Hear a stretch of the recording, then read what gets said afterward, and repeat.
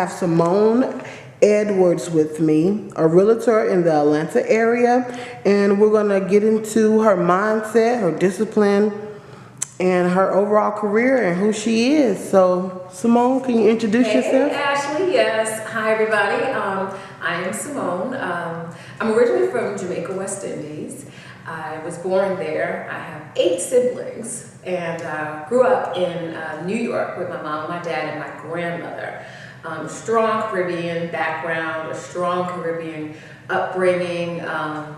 I am the youngest of all those 8. So if you can imagine, I had to really fight for attention in my early years growing up, just to get my parents to see what I wanted, where I wanted to be. But they were entrepreneurs. My parents owned a cleaning company for about 35 years, and that kind of molded me and shaped me. In knowing that I could have and do what I wanted to do in life. I didn't have to work for somebody, but I had to get to that mindset to say that I could do it. I have a passion for acting. I went to Performing Arts High School. That is one of the infamous schools in New York that put out a lot of great actors and things of that nature. And then I started to get a passion for real estate, I think, when I first bought my first home at 25. And I didn't realize it then that that was what was going to spur me into becoming a realtor, but it did. It was a horrible experience. I almost lost my home after purchasing it because I wasn't educated about the process and I didn't know what to expect, what was coming. And I just said to myself, I didn't want that to happen to anybody else. And that began my story and my journey. Outside from loving to decorate, loving to see different architecture, things like that. I love artistic things. And for me, a home is the biggest expression of who you are. And I love being a part of that process with people helping to buy a home. So out of 8, yes. You're the youngest. I am the youngest girl out of 8, yeah. 4 girls and 4 boys. In my home, though, I was raised with my 3 other siblings. At times, other of my siblings came to stay with us at that process as well, while we were growing up. My parents were very structured. It was almost like when I got to be an adult, I decided that I was not going to do things that my parents did to us just because. Like, we had to clean on Saturday mornings, cartoons going on, all that kind of stuff. No, we got to clean banisters, and we would clean the house as if it had never been cleaned before. I don't understand why they were so, but it did create a discipline. I mean, a little bit of a obsession for me. I am the same way, but I broke out of that. Out of that, eventually I realized, the world is not going to come to an end if the carpet lines aren't there with the vacuum, But no, we all still had to work hard for it. So, in such a structured household, what attracted you to the arts?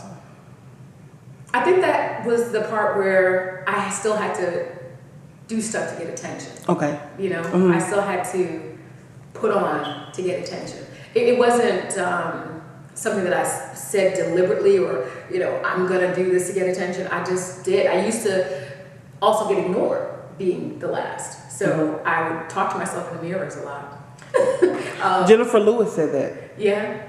When she was a child, I think she had a large family too, and she would put on shows so they would pay her attention. Yeah. I remember my mom, she worked for Rikers Island. She was an administrative nurse. Gee. Yes. Okay. So she took me there one time because she saw that I had the love for the arts because there was this new comedian hitting the scene.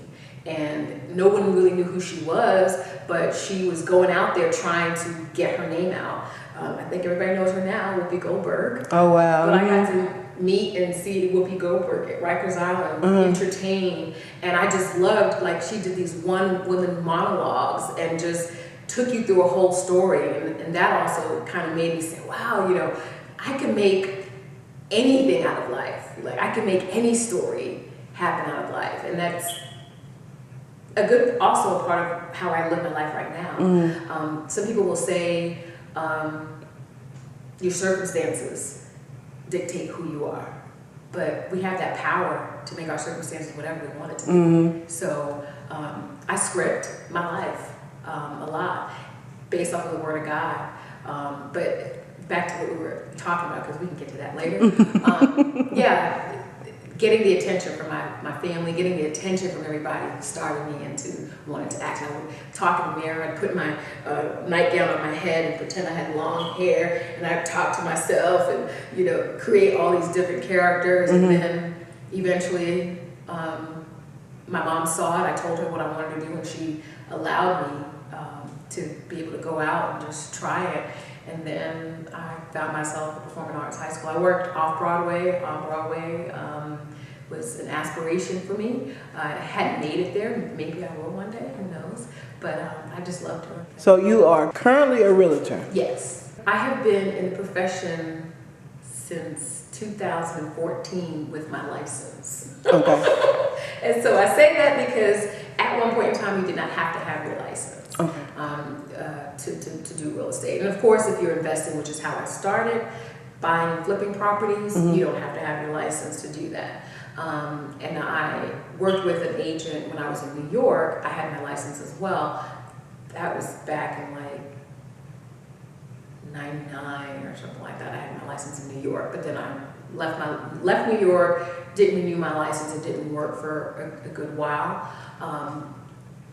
Buying and selling homes since 2014, but I've been in real estate since 2007 here in Georgia. So from acting to real estate, how do you use that? Well, that is a good question. I think what I find myself being able to do with acting is to really bring things to life, you know, and it's not just, this is a kitchen, this is a living room, this is a dining room. When I take my clients out, it's a show. I'm showing them their home. Unlike this property, which I actually have under contract. That we're in. Yes. Unlike this property that's staged, it has the minimal things. You know, there's no pictures. There's nothing that will say another family is here. Someone could easily see themselves in a property like this. But other properties aren't that way. So when I am showing properties to my client, all the world's a stage. And you know, I try to help them vision what they can see and how they can see themselves in the property. As entrepreneurs and as humans, I believe we have the same power that God used, because He's within us, to create the world. He spoke, and we have the same power and dominion within us to create our own world. Absolutely. So as a visionary, what does your world look like? Peace. You know, I left a corporate job just about to touch making six figures. And that wasn't enough for me. It wasn't that the money wasn't enough, but what I was doing wasn't enough for me. I wasn't living on purpose. I was going in, making money, doing what they said they wanted me to do, and I was coming home and doing it again. I have peace in my life now. Mm-hmm. I will be making six figures. I am making six figures. Yes. Speak it, right? So that I can satisfy what my life needs and what other people's lives need. Being an entrepreneur for me and doing what I love doing gives me peace. I'm not stressed. I'm not worried. I'm not overwhelmed. But I hustle. Mm-hmm. I absolutely hustle. I have to. But I rely on God to meet the needs and put it all together. So you spoke about you were a young homeowner at 25. Yes. And so that pain of somewhat ignorance as being a young homeowner created you the passion, so it wouldn't be other people that was in your position? Well, you know, I didn't realize, like I said, I didn't realize it at the time that it was going to drive my passion into real estate. A lot of little things made me love real estate. But for the lack of knowledge, my people perish. Mm-hmm. And whenever I would read certain scriptures and certain things, I would try to tie it into my life and remember what I felt. And it's not enough just to close on the house and give somebody the keys. You know, you need to educate them. They need to know. And I didn't, because I was young, I didn't know what I didn't know.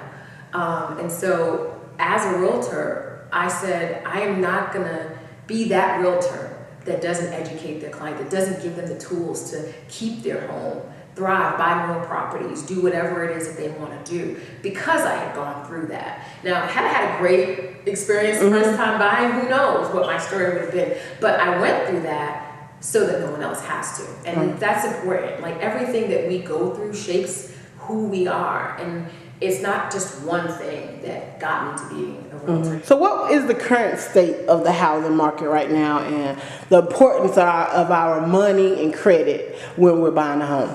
The importance of your money and your credit is important whether we want to buy a house or not. Just, first of all, some people say, oh, I don't need credit. Yes, you do. You do need credit for anything and everything in this world. Unfortunately, that's how it's set up. But it is extremely important, and it's a process. I take my clients through the process, knowing how to prepare for a home buying. The market is what we make it. Honestly, if I said to someone that was in a $7 million house, I got a client that wants to buy it for $8 million, I think they'd sell it. Why not? The market is what we make it. What's important to realize is that there is a house out there for everyone.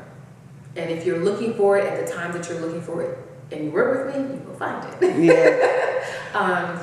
Currently, in the realtors will say, oh, there's not a lot of inventory. I seem to find something for all of my clients. And normally after 3 times of going out, because I listen to my clients. I don't just show them everything that's out there, And if you're in Georgia, you know that there's only 5 floor plans anyway. They just get bigger or smaller. So it's a matter of finding the right neighborhood, the right finishes, and the home that makes that person feel warm. So you said you came in at 2014. So you wasn't impacted by the crashing of the housing market? With my investment properties, yes. Oh, okay. Yes, with my investment properties, I was. And at the time, I was then in my second home. And it impacted me with my second home a little bit. I sold it before. I saw what was coming. Again, like I said, I didn't have my license back in 2007, but I was still doing real estate and practicing real estate, flipping properties, and of course purchasing for myself and helping others find things. But I saw what was coming, and I got out of what I was owning at the time. So that I wouldn't be upside down and could make some money on that sale. But at that time, I didn't have the knowledge of what could I do with the investment properties instead of getting rid of them. So, if you were a meme, what is the quote that pushes you forward?